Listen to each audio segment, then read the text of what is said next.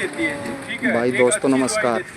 धान के शुरुआत में 50 दिनों में जो बीमारियां आती हैं उनकी रोकथाम और भाई सफलतापूर्वक फसल को सुरक्षित रखने के बारे में आपको जानकारी देंगे @फसल भाव यूट्यूब चैनल से। तो गांव कायला में ये मीटिंग चल रही है भाई, आप देख सकते हो डॉक्टर साहब बता रहे हैं। और हर साल अपनी आय का 25 से 30% जो है वो कुछ ना कुछ नया लेके आने में लगा। मान लो अगर मैं बात करूं आज से 15 साल 20 साल पहले गेहूं की फसल के एक मंडूसी जो है बर्टी जिसको बोल देते हैं, उसके लिए अगर कोई पहली कंपनी थी जो दवाई लेके आई थी, टॉपिक के नाम से दवाई लेके आई थी, वो सिंजेंटा लेके आई थी। ठीक है। उसके बाद ये अगर आप रिपीट प्लस देख रहे हो, ठीक है, तो इसका जो आविष्कार हुआ था वो 1997 के अंदर हुआ था, जो सिंजेंटा ने किया था। रिपीट के नाम से आती थी उस टाइम पहले, ये अब रिपीट प्लस के नाम से आने लगी है। ठीक है। तो जो भी कोई चीज़ है कुछ ना कुछ नया मार्केट के अंदर लेके आती रहती है। आने वाले टाइम में सिंजेंटा एक ऐसी दवाई लेके आ रही है जिसको आपको खेत के अंदर ना स्प्रे करना है ना उसको चिट्टे में मिला के डालना है, सिर्फ वो खेत के अंदर आपने रखनी है और उसके बाद आपकी जो पत्ता लपेट और गोब की सुंडी है वो अपने आप खत्म होती हुई चली जाएगी। ठीक है। ना तो उसको स्प्रे करना है ना चिट्टा लगाना है, सिर्फ चारों कोने के ऊपर खेत में आपको उस चीज़ को रखना है। ऐसी ऐसी जो कंपनी है वो दवाई आने वाले टाइम में लेके आ रही है। ठीक है। तो आज जो हम बात करेंगे पहले 50 दिन की फसल के बारे में बात करेंगे। ठीक है। तो पहले 50 दिन के अंदर आपको कौन कौन सी मुख्य समस्याएं देखने को मिलती है? जड़ का कीड़ा मिला है, जड़ का कीड़ा हो गया जी। ठीक है। और पत्ता लपेट मिला है, पत्ता लपेट की हो जाती है जी। गर्मी हो जाती है तो पत्ता लपेट की समस्या भी हमें देखने को मिलती है। पत्ता लपेट के साथ साथ एक समस्या और आपको देखने को मिलती है जिसका नाम है तना छेदक, गोब की सुंडी जिसको कह देते हैं, वो भी देखने को मिलती है। और अगर एक और मैं बताऊं तो 40 दिन के आसपास एक का पौधा सूखा हुआ भी देखने को मिलता है। एक का कल्ला जो है वो सूख जाता है कहीं ना कहीं से। ठीक है। भी उसके अंदर कीड़ा होता है। ठीक है। तो आज हम नेमाटोड की बीमारी, हाँ, निमाटोड की भी बीमारी रहती है जिससे गांठ बन जाती है। ठीक है। तो आज हम इसी के बारे में बात करेंगे। आपकी जड़ गलन की होगी, जो नीचे कीड़ा आता है उसके बारे में, पत्ता लपेट और तना छेदक। लेकिन उससे पहले जैसे ही हम धान लगाते हैं तो उस टाइम भी एक मुख्य समस्या आती है जिसका नाम है खरपतवार। खरपतवार की समस्या भी हमें देखने को मिलती है। ठीक है। अब खरपतवार की समस्या के लिए सिंजेंटा के पास क्या समाधान है उसके बारे में हम बात करेंगे, और आप क्या डाल रहे हो और सिंजेंटा की जो दवाई है वो कौन सी है उसके बारे में भी बात करेंगे। ठीक है। सबसे पहले तो ये है कि जो खरपतवार है वो हमारी फसल को नुकसान किस तरह करता है। आपके खेत के अंदर आपने धान लगा दिया है लेकिन खरपतवार भी जाम चुका है, तो आप ये देख लोगे कि उसके बाद आप कोई भी अगर पौष्टिक तत्व खेत के अंदर डाल रहे हो ना, तो वो आपकी धान को ना लग के आपके खरपतवार को लगता है, घास को लगता है। तो खरपतवार का नियंत्रण भी उतना ही जरूरी है जितना आगे आने वाले टाइम में कीड़े का और उसका जरूरी होता है, क्योंकि खरपतवार ज़्यादा हो गया तो आपकी धान नीचे रह जाएगी, खरपतवार ऊपर निकलता चला जाएगा। ठीक है। सिंजेंटा के पास क्या समाधान है खरपतवार के लिए? ये जो रिपीट प्लस दवाई है, शायद आप में यहाँ सब लोग जानते होंगे रिपीट प्लस दवाई को। जानते हैं? कितने लोग जानते हैं? सारे जानते हो रिपीट प्लस को, सब डालते भी हो अपने खेत के अंदर रिपीट प्लस। तो मुझे कोई ये बताएगा सिंजेंटा की रिपीट प्लस और मार्केट के अंदर 300 कंपनियां और भी हैं, उनकी फर्टीला क्लोर के अंदर क्या फ़र्क है? रिजल्ट अच्छा था इसका। ठीक है जी। ठीक है जी। चलो मैं उसके बारे में मैं आपकी बात करूंगा उसके लिए भी, जैसे आपने रिजल्ट की बात बताई। मेरा सवाल ये है, फिर से मैं दोहराता हूँ कि सिंजेंटा की रिपीट प्लस और मार्केट के अंदर 300 कंपनियाँ और भी हैं, उनकी जो फर्टीला क्लोर आती है उसमें क्या फ़र्क है? किसी ने कभी सोचा? देखो सिंजेंटा की जो रिपीट प्लस है उसके ऊपर अगर आप देखोगे तो एक चीज़ लिखी होती है DSA फॉर्मूला, ये जो यहाँ पे लिखा हुआ है। अगर आप मार्केट की और किसी भी कंपनी की उठा लो उसके ऊपर आपको ये चीज़ देखने को नहीं मिलेगी। अब इसका मतलब क्या है वो समझ लेते हैं। डी का मतलब होता है अंग्रेजी भाषा के अंदर डिजोल्व, और हिंदी में अगर मैं उसका अनुवाद करूँ तो घुलना। डी का मतलब हो गया अंग्रेजी के अंदर डिजोल्व, हिंदी में हो गया उसका काम करना, घुलना।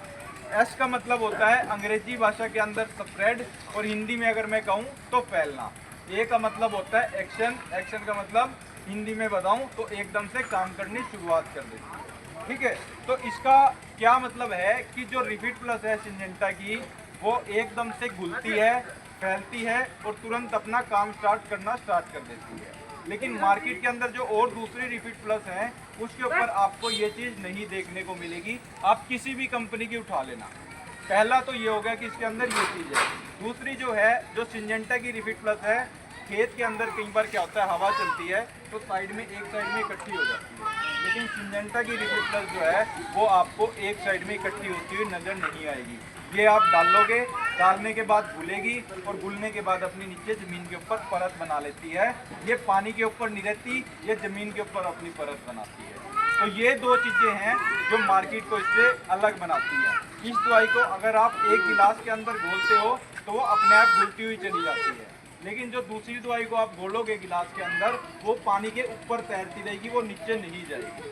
मेरे पास एक और कंपनी की भी है, ये जो आप देख रहे हो, जो मैंने आपको बताया यहाँ पे DSA फॉर्मूला, घुलना, फैलना और तुरंत काम करना, ये दूसरी कंपनी की है। किसी भी कंपनी की ले लेना आप, ठीक है, आपके ऊपर ये उस चीज़ के ऊपर कहीं देखने को नहीं मिलेगी। ठीक है, जो DSA लिखा हुआ है ना, डिजोल्व, स्प्रेड, एक्शन, मतलब घुलना, फैलना और तुरंत काम करना, ठीक है, ये आपको किसी भी दवाई के ऊपर और नहीं मिलेगी। ठीक है, जैसे हर एक खरपतवार नाशक की कुछ ना कुछ नियम होते हैं, कुछ शर्तें होती हैं डालने से पहले, तो इसके भी कुछ नियम हैं, कुछ शर्तें हैं। अगर भाई साहब आप वो चीज़ ध्यान में रखोगे तो हो सकता है आपको अगली बार से उसका रिजल्ट अच्छा मिले। ठीक है, तो पहले इसका नियम ये है कि ये आपको गार्ड करने के बाद, मतलब आपका खेत तैयार हो गया है, तैयार होने के 72 घंटे के अंदर अंदर आपने इसको खेत के अंदर डालना है। ठीक है, आज आपका खेत तैयार हो गया, आपको पता है कि जी मेरे को लेबर मिलेगी आज से 4 दिन के बाद। ठीक है, तो आज ही आप इसको खेत के अंदर डाल दो। 2 दिन खेत के अंदर कोई नहीं जाएगा, ये अपनी परत बना लेगी। दूसरी कंडीशन ये है, आज आपको पता है खेत तैयार होगी, कल मेरे को लेबर मिल जाएगी, तो आपने क्या करना है, कल एक बार पहले धान लगवा लेनी है। धान लगवाने के बाद जो इसकी फसल होती है उसको अगर ऊपर से आप 4 सुराख करोगे, 2 बार सामने की तरफ, 2 बार पीछे की तरफ आप जाओगे और इसको आप फैलते हुए चले जाना, मतलब डालते हुए चले जाना। ये अपने आप फैलती चली जाएगी, स्प्रेड होती चली जाएगी और अपने आप परत बनाती हुई चली जाएगी। ठीक है, इसकी जो डोज है, डालनी कितनी है, ये आपने 600 ml प्रति एकड़ के हिसाब से आपने इसको डालना है। डालना कैसे है, पकड़ के, और उसके बाद आपने 2 बार सामने की तरफ चलना है, 2 बार पीछे की तरफ चलना है। पहला तरीका तो ये है इसका डालने का। दूसरा तरीका जो है इसका डालने का वो ये है, हाल में से अगर पानी चल रहा है तो आपने क्या करना है, इसका एक ढक्कन खोल के ना, वहाँ से एक सुई सुराख रख के वो खाल के ऊपर अपनी बोतल जो है रख देनी है, वो एक एक बूंद जाती रहेगी और आपके खेत के अंदर परत बना देगी। ठीक है, तो ये है इसका डालने का तरीका। अब इसके बाद बात आ जाती है असली और नकली की। अगर आप सिंजेंटा का कोई भी प्रोडक्ट लेते हो, हाँ, पानी इसके अंदर लगभग 24 से 48 घंटे जरूरी है। ठीक है, एक बार के लिए चाहिए 24 से 48 घंटे। उसके बाद अगर आपका सूख भी जाता है पानी तो भी कुछ नुकसान नहीं होगा, लेकिन ये नहीं है कि बिल्कुल खेत के अंदर दरारें पड़ चुकी हैं। अगर दरारें पड़ चुकी हैं फिर वो है कि आपका खरपतवार नीचे से जाम जाए। ठीक है, आपने, क्योंकि दरारें पड़ जाएंगी, जो परत है उसकी वो चीज़ टूट जाएगी उस टाइम पे, गारा होना चाहिए उस टाइम भी खेत पे, जिससे वो परत बने। ठीक है सर, हाँ हाँ, वो चीज़ रहनी चाहिए। ठीक है, अब बात करते हैं इसका असली और नकली का कैसे पता चल जाता है। अगर आप ये बोतल देख रहे हो, सिंजेंटा के हर एक उत्पाद के ऊपर आपको पीछे इस तरह का एक QR कोड नजर आएगा, दिख रहा है जी ये वाला। ठीक है, ये QR कोड आपको हर चीज़ के ऊपर, हर उत्पाद के ऊपर नजर आएगा। अगर किसी उत्पाद के ऊपर आपको नहीं नजर आते हैं ना ये चीज़, तो आपने तुरंत या तो उस दुकान से वो मटेरियल ही मत लो और मेरा नंबर ले लो, तुरंत आपने साथ के साथ मेरे को उस चीज़ के रिगार्डिंग कॉल करना है। इस QR कोड को अगर आप स्कैन करते हो अपने फ़ोन के साथ, ठीक है, तो जो चीज़ें बाहर इसके लिखी हुई है ना, वही चीज़ आपको अंदर भी देखने को मिलेगी। मतलब जो यहाँ पे बैच नंबर लिखा हुआ है, सीरियल नंबर लिखा हुआ है, GSTI नंबर लिखा हुआ है, एक्सपायरी लिखी हुई है जो इसकी, अगर आपको वो सेम बिल्कुल एक एक अक्षर वैसा ही मिलता है तो आप समझ लेना मटेरियल ओरिजिनल है। अगर वो आपको वहाँ पे वैसा नहीं मिलता है जैसा बाहर दिया हुआ है, अगर एक अक्षर का भी फ़र्क आता है, एक ही जगह B भी लिखा हुआ है, ठीक है, तो मटेरियल के अंदर कुछ ना कुछ गड़बड़ी है। ठीक है, तो सबसे पहला जो तरीका है, सिंजेंटा के हर एक उत्पाद के ऊपर आपको ये चीज देखने को मिलेगी। ठीक है, ये जो QR कोड मैं बता रहा हूँ ना, कोई भी उत्पाद ले लो आप, चाहे वो रिपीट प्लस है, बटाको है, एमिस्टा टॉप HS है, कोई भी है, ठीक है, हर चीज के ऊपर आपको ये चीज देखने को मिलेगी।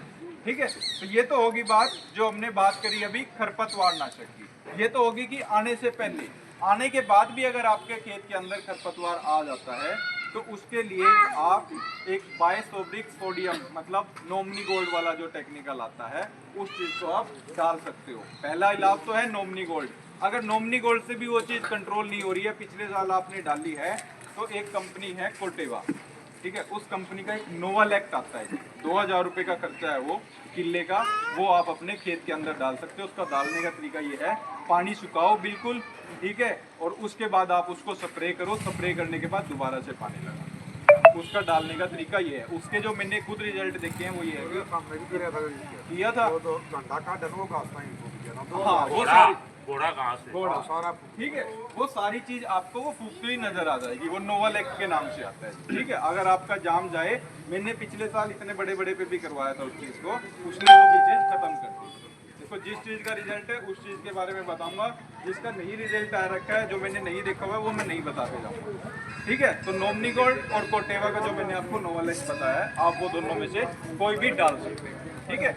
अब इसके बाद बात करते हैं जो अगली समस्या आती है, वो आती है जड़ के अंदर कीड़ा, पत्ता लपेट और गोब की झुंड। ये तीन चीजें हैं जो हमारी सीधा सीधा ये लगा लो पैदावार के ऊपर असर डालती है, ठीक है।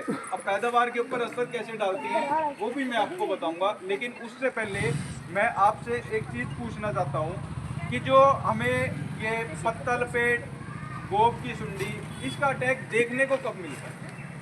पत्ता सूख जाता है, बीज से पत्ता जब सूख जाता है बीज से, गोब उसकी सूख जाती है, निकाल के बीज जाएगा वो जब आप निकाल के देखोगे तो वो हो जाएगा। कितने दिन की धान होती है उस टाइम? धान होती है अपनी 35, 40, 45 डेढ़ महीने हाँ, तो ठीक है जी, 15 दिन में भी ना, हाँ जी सर, पाक गया है ना जी, सूखा है वहाँ पक जाता है जी, तब सूखता है। चलो आपके भी आ गया है। ठीक है।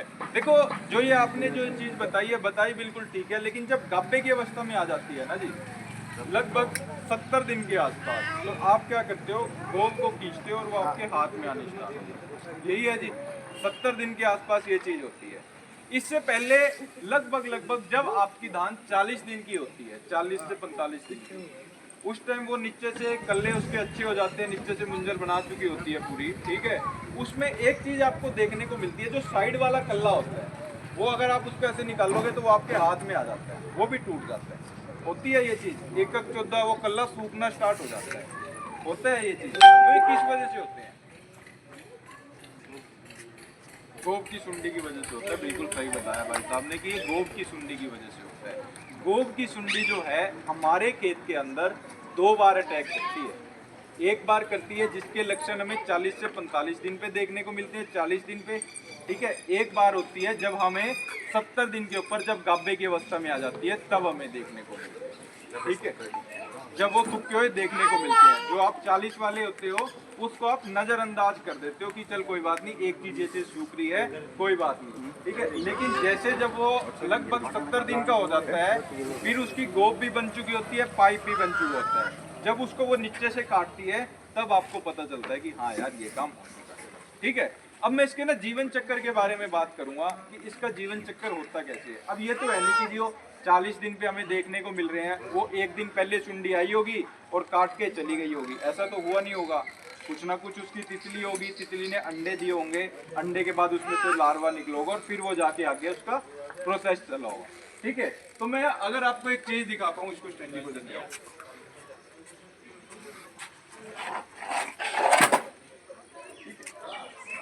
यहाँ ले पीछे कर, थोड़ा पीछे कर। ये जो आप पौधा देख रहे हो सर, ठीक है, इस पौधे के ऊपर आपको एक चीज नजर आ जाती है, ये है पत्ते की नोक, ठीक है। इस पत्ते की नोक के ऊपर आप अगर एक चीज देखोगे, आपने अगर खेत के अंदर ध्यान से देखा होगा, तो भूरे भूरे कलर के अंडे देखने को मिलते हैं, इस पत्ते के ऊपर देखने को मिलते हैं जी, ठीक है। वो अंडे क्या काम करते हैं, यहाँ से निकलते हैं और यहाँ आके गिर जाते हैं।